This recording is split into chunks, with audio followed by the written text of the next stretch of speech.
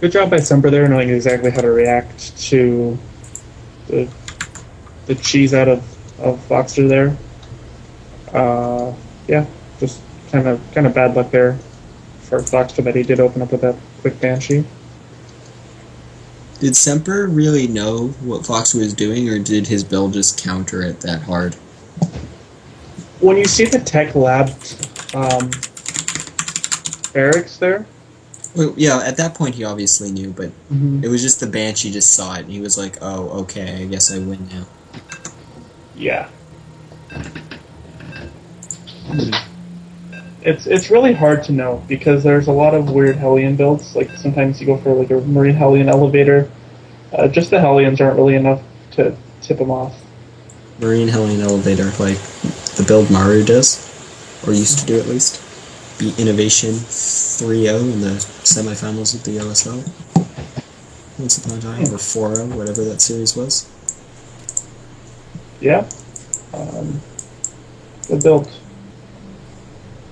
Especially punishes greedy players because the Hellions just kill every single worker.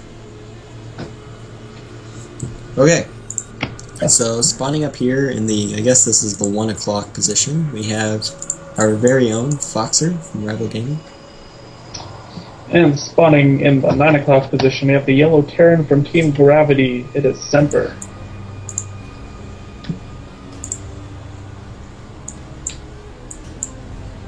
Okay, so how do you expect this game to go? How does TVT typically play out on this map?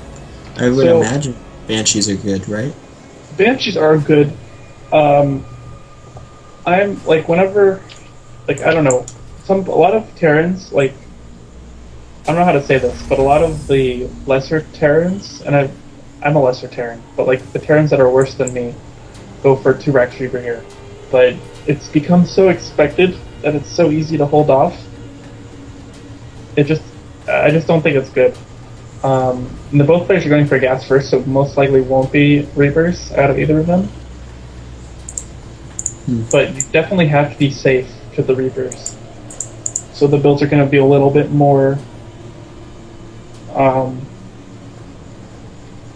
don't know how, like more conservative. Generally going to get a Hellion rather than just going for like a quick tank or a quick Banshee. That seems reasonable, yeah, because otherwise a couple Reapers pop in your base, get a few workers, and you're behind. I know when I off-race this Terran, and I play at Diamond TVT, and I am greatly the inferior player because I'm off-racing and I go Hellion, or bleh, I go Reapers. They build a Hellion to defend. Yeah. Like the key to holding the Reapers is just to not lose, like to micro roll against the first 1 or 2, and then that lets you have an adequate Marine count, and your Hellion gets out, and then there's really nothing they can do to contest your army. They just kind of run around. You're in trouble if they come in and kill your first Marine, because then you basically have nothing versus 3 Reapers, and you're pretty dead. But no Reapers this game. Identical both players are doing the same build they did last game and the same builds as each other thus far. Is TVT generally like this? Like, do people just kind of generically open the same 1-1-1? It's definitely the meta. I don't open up 1-1-1, but everyone I play against does. Seems solid. Like, you get your Marines out, can get a Banshee or Hellions for some sort of harass potential, and then expand later. Yeah. Like, the early economy you get isn't super valuable. Like, it's not as valuable as it is in other matchups because siege tanks are so strong. Like, if you have like 10 more Marines than your opponent, but they're entrenched in a siege tank line, like, it doesn't really mean anything. Okay, so they're both doing a Marine mine drop. Except Semper uncharacteristically got supply blocked and it delayed his medvac. So that's kind of annoying. Oh no! Oh, Foxer almost lost that Hellion. He sent it up to scout. Took a lot of damage there, and I imagine he wants to bring that with his drop. Or at least elevator it up later. Probably. There is enough bio here for Semper to push back this drop, but it depends if he stays home in defense. He hasn't taken his drop out yet, so he might be able to just defend and then do his drop. I'm surprised. Why hasn't he loaded up? Is he expecting this drop to come from Boxer? Okay, there he goes. Oh, he just wants the helmet. Yep, and he brings it right back to his main. He knows. But Boxer has an expansion, so as long as he doesn't just lose this drop, like as long as it doesn't get like murdered, he is going to be fine, just delaying everything. The mine does get burrowed, and not the unburrows it. Get the hell in. This drop is getting cleaned up. The Widow Mine is burrowed though. It's going to get triggered on a Marine. Oh, he unburrowed it, so he lost it. Yeah. That forced Semper, or that allowed Semper to just kill it without wasting a scan.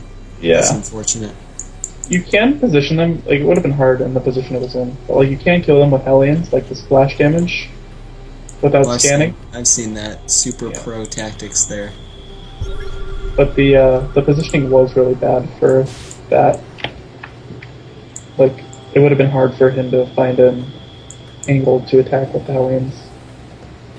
Okay, so right now, would you say Foxer has a lead because of his second command center being so much faster than Semper's? Or do you think Semper can do enough damage? He's got the potential to take a lead. I wouldn't say he has a lead right now. His economy is going to boom quicker. But the scan from Semper, and he's got a pretty scary drop here. And Foxer just has Widow Mines. And Widow Mines, they're good, but they have to get into position. And it's going to be really hard for him to get them into position with like the mobile force that Semper has. Semper isn't even going for the main. He's dropping the natural. That's really smart. This tank here is nice. 2 SCVs do go down. He's floating his CC the wrong way. Foxer, no. What's he doing? Is there enough? No, there isn't even enough dead space. A Widow Mine killed a Widow Mine. Don't see that every day. Oh, and the Widow Mine's burrowed to block the CC from landing. That's really clever.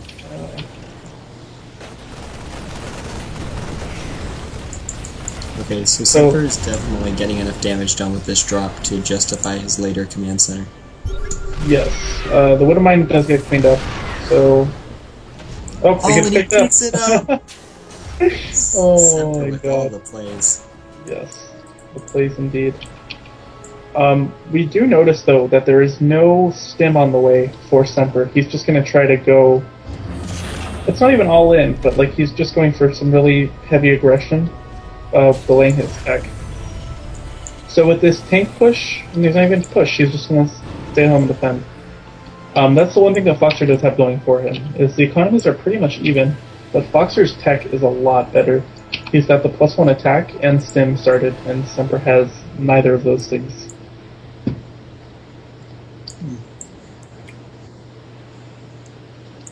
But these drops, like... Oh, these medevacs might get caught by the Vikings, just barely not. There's a Widow Mine in position, though. Oh, this could be really good. And... Well, unfortunately it doesn't one-shot one. Foxer needs to just move these Vikings over, like, they haven't caught anything. They're still just there patrolling. He could have picked off these medvacs so all these units would be forfeit. I think he might be waiting for Semper to try to retreat, to just catch some of the Vikings. Nope. He gets one of them.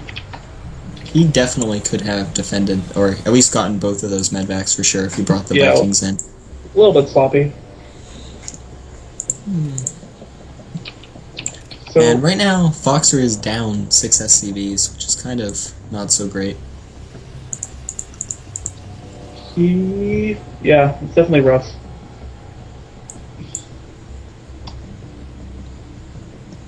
He does have a nice window here with +1 in stim versus neither from his opponent. Yeah, but let's see how much longer we have. Okay, we have like 70 seconds until +1 and 60 seconds until stim. So he has a window for sure, but he Does he really not have any medvacs? No, the starport just finished the reactor. But he made some earlier. He sent I remember I saw him send out a drop that it got picked Oh, off yeah. by the Viking and the Widowmine, I guess. So yeah, no medvacs versus 3 tanks. Foxer cannot do damage here. He can contain, and that's nice. But Submarines are in position with the siege tank. This drop is going to get pushed away. yep. So a nice defense there. But yeah, all he can do is contain. Totally right. The tank count is a lot bigger for Semper, which doesn't mean much if he's being contained. But Oh no, the man. Vikings! That's Oof. rough. But now, no more high ground vision. No more vision and forward vision at all, really. And Semper says, cool, I can send up more drops now. You can't see anything. Foxer's taking a 3rd command center, which means he wants to keep trying, at least. He's down only 4 workers now, but... Oh, this no, army is going to get blindsided here. Oh, Yep. man. The siege is late. Everything dies. And just like that, he's down 30 supply. Yeah, the tank count is 2 to 6 right now. Really rough. Do you Semper, expect Semper to attack? No? I would. He's sending his tanks back. He's sending everything back. Maybe he just wants to try to drop. He's going to send this Marine over to see the 3rd base, and hey, once he sees the 3rd base, he's going to say, hey, I can kill you.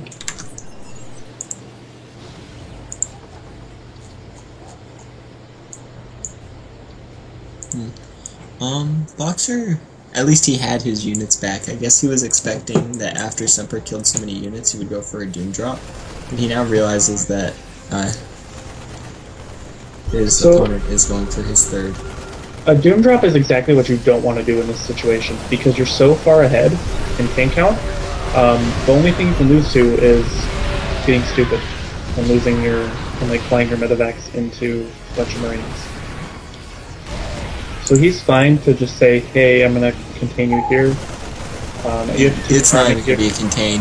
Semper thinks he can break Foxer here, and he is very likely right. Because look at the top of Foxer's main ramp. He actually has a tank and like 10 Marines just chilling. Oh, that's unfortunate. And he's sending them closer now, but like, look, this tank's gonna die. This command center had to be cancelled from morphing into a planetary, and he picks up the SCVs with it. That's cute, but like, Semper's own 3rd is now mining.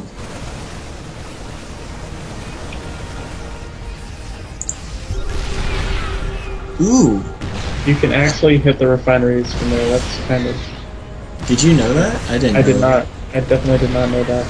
That is a cute siege position. You can hit that 1 supply depot too. I learned a lot from watching or from casting Semper's games. In the round of 32, I learned that you can kill a morphing spine crawler with a Reaper and an SCV attacking it. Really? Did not know that. That's enough DPS to kill it. Here's the Doom Drop. But we have big counterattack though here for Foxer. The SCVs are being pulled, and a lot of the SCVs are going down. He's got like 26 workers. He's taken a pretty big lead, but there's no answer to this army that's been dropped. The Doom Drop in the main. Foxer is still down 10 workers even after he killed so many. And he's gonna have to fight. Actually, no, he's up 10 workers. I was mistaken. GG. Doesn't matter. GG.